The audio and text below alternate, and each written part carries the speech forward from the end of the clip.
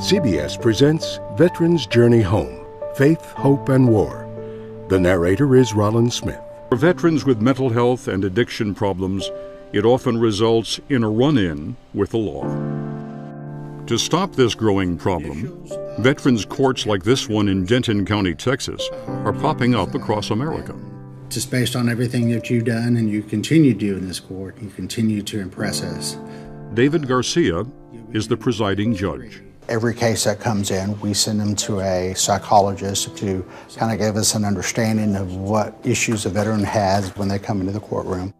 Vets who agree to the terms of the court are monitored 24/7, submit to regular drug testing, and are required to have an ignition interlock device.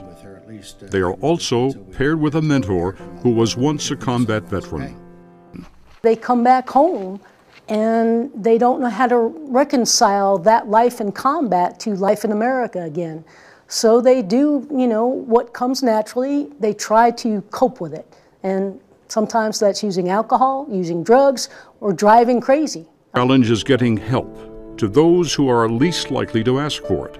From day one, they're saying, you can do this, and you're going to fight to the end, and don't show weakness. And then we get out and they tell us, go for help. We were never trained to go for help. I mean, not outside of who we're already with. We're not trained to reach out. It's a sign of weakness. 500,000 veterans come home with symptoms of post-traumatic stress disorder, or PTSD. The enemy is no longer Taliban. It's anxiety, it's depression, it's suicidal thoughts, it's guilt, it's remorse. We're not trained to defeat those enemies. And honestly, a lot of us don't even know that the enemy's there.